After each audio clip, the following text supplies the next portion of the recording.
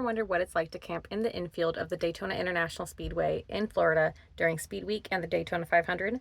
Well, boogity boogity boogity, friends, we're going racing. Hi, we're the Traveling Tiongstons. I'm Anthony. And I'm Carissa, and we travel with our miniature dachshund Butters and our adventure cat Tiskies. And our story goes a little something like this. We put what was left of our worldly possessions in storage in Idaho and hit the road with the goal of visiting all over 48 states with the girls before our wedding the following October in Big Sur, California.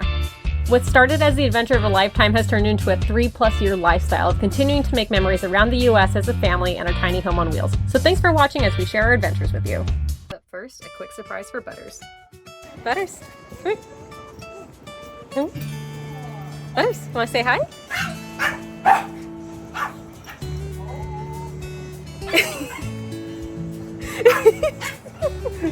There it is!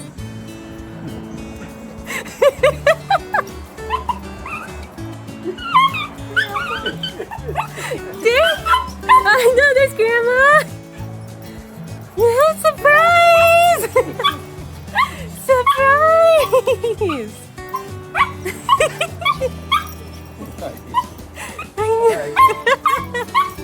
I know, baby. This week was a result of months of planning and years of dreaming. Every NASCAR fan has the Daytona 500 on their wish list. For Mom and Dad, it's been on their list for decades. So when we decided to spend the better part of the year on the East Coast and the winter in Florida, we had to try to make the dream come true. We secured 4 tickets to the big race on Sunday and 2 infield campsites through a sales rep, which is a miracle in itself, as these sites are often held by the same folks year after year. But with a lot of luck and persistence, we lined up in that entry queue outside of Turn 1 and eventually made our way into the infield. Once you get through the Turn 1 tunnel, you're left on your own to find your campsite, so try to get there early to make navigation and parking a lot easier, as these sites, which are more like parking spaces on the grass, are extremely tight. I have no idea how those big rigs do it. But I'll tell you what, after watching this race on TV my entire life, the first time you see it with your own eyes, and with your family with you, and your home on wheels in tow, was a moment I will never forget.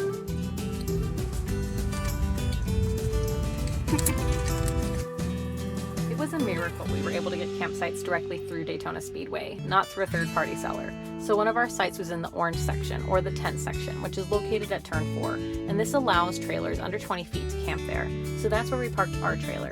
And yes, the infield is pet-friendly. After Mom and Dad arrived, we all moved into their rental motorhome in their site, which was located in the horseshoe section. The girls did so good in their temporary home for the week, and Tiski did not mind her master bedroom suite as long as she could watch the cars from her beloved cat tower. Now, if you were like us and arrived on Monday, you have some time to kill, and race fans will realize that Gainesville, Florida is just a short 100 miles away, and located in Gainesville is the pet-friendly Don Garlett's Drag Racing Museum. And like Anthony, you can walk in here knowing just a little bit about drag racing and walk out a complete expert on the subject. But be sure to make it back to Daytona in time for the first big event of Speedweek, and that's the Hauler Parade, which is located just across the street from the Speedway at Daytona 1. This is your chance to see these beautiful trucks that haul these race cars across the country, and your first chance to get to spot some drivers and get some souvenirs.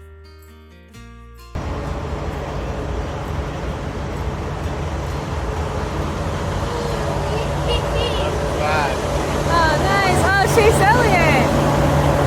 The trucks are parked at Daytona 1 for a few hours, but will then eventually make their way through Tunnel 1, the same tunnel we drove through, to park in the infield. So be sure to get back to the infield and the horseshoe section to welcome them home, and spoiler alert, they're not quiet.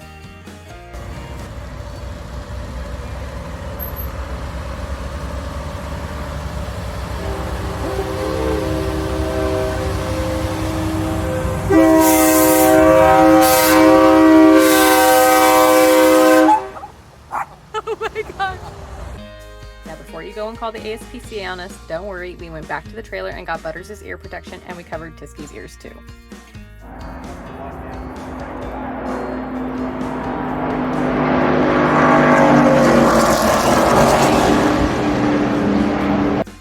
An experience you can't miss during Speed Week is the Speedway Tour. And if you're looking for an even more memorable experience and you've got a few $100s burning a hole in your pocket, you can book a ride-along experience and get to go for a ride on the track in a real race car. And you never know who's going to be behind the wheel. We heard rumors of NASCAR legends like Michael Waltrip were giving rides to folks this day.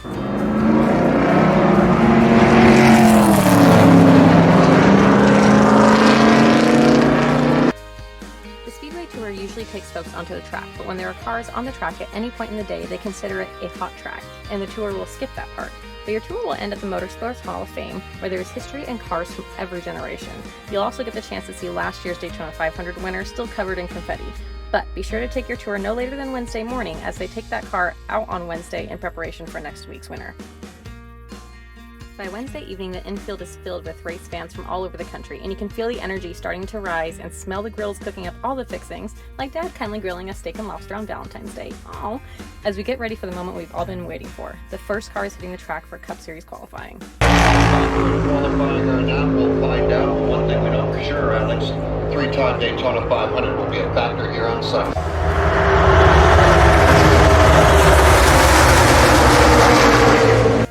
I grew up going to races and watching NASCAR every Sunday with Mom and Dad, and we consider the girls our fur kids. So I'll admit my eyes got a little misty when I got to experience this moment at Butters' first race with my parents.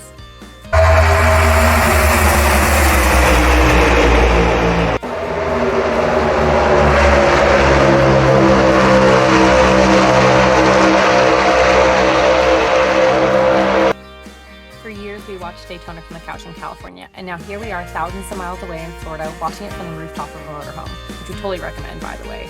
Drink and shine with my dad and listen to some of the greatest sounds a race fan can hear. On Thursday, we made our way through the fourth turn tunnel to do some souvenir shopping at the Midway, and were greeted with a very loud welcome. Oh, look at that! Get it, baby.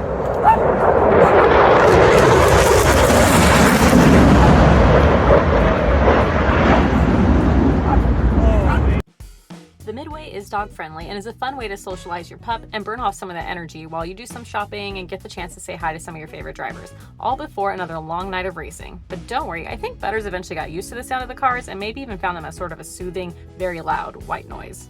There's outside lanes trying to find an opening. Trying but not having a whole lot of success.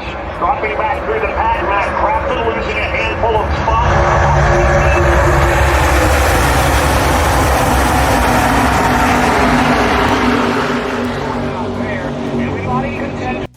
Aside from watching races from the infield grandstands or the motorhome rooftop, there was always something going on in the infield, and chances are it was crazy.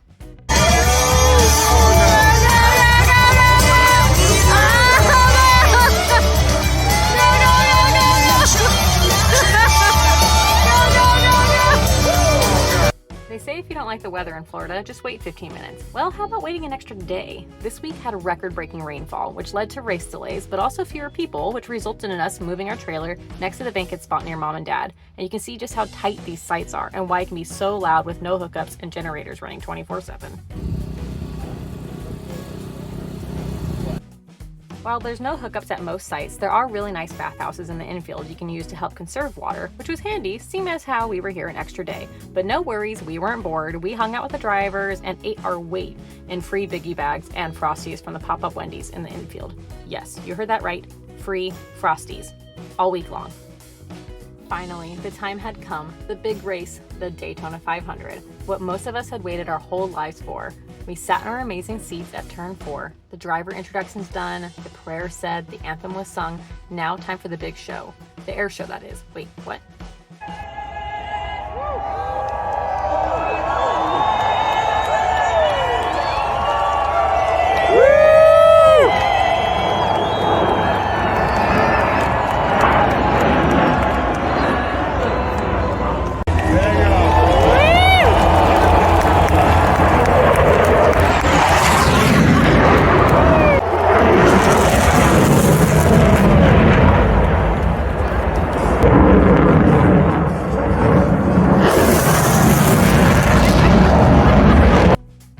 After 8 a.m. wake-up calls from the Thunderbirds the last several days, we had finally gotten to see what all the hype was about.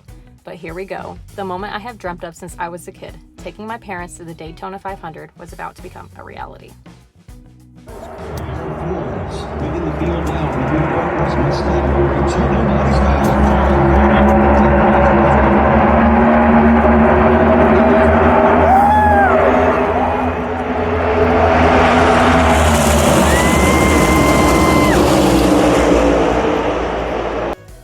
Not gonna lie, I'm glad I was wearing sunglasses because your girl was weeping. I had helped my parents' dream come true. The Daytona 500 is, you guessed it, 500 miles long, and we watched the cars race around all afternoon through the evening and into the night and waited for the big one, which always happens at the end of the race at turn 4.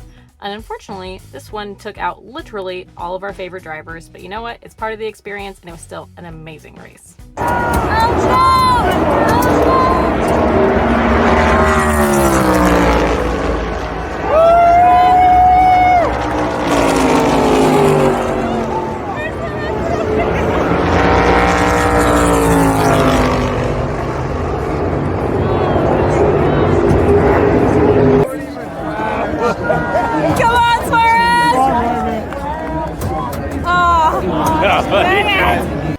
Even though none of our favorite drivers won the race and it was a day late, it was still more than we could have ever dreamed of.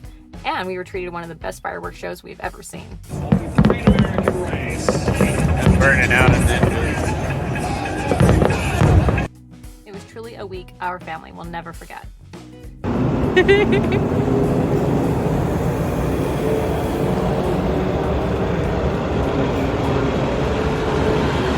Thank you. Drive safe. And just like that, Mom and Dad caught a flight home, and for the first time in nearly a year, we pointed our home on wheels west back to California. Do the whole like and subscribe thing, and thanks for watching, friends.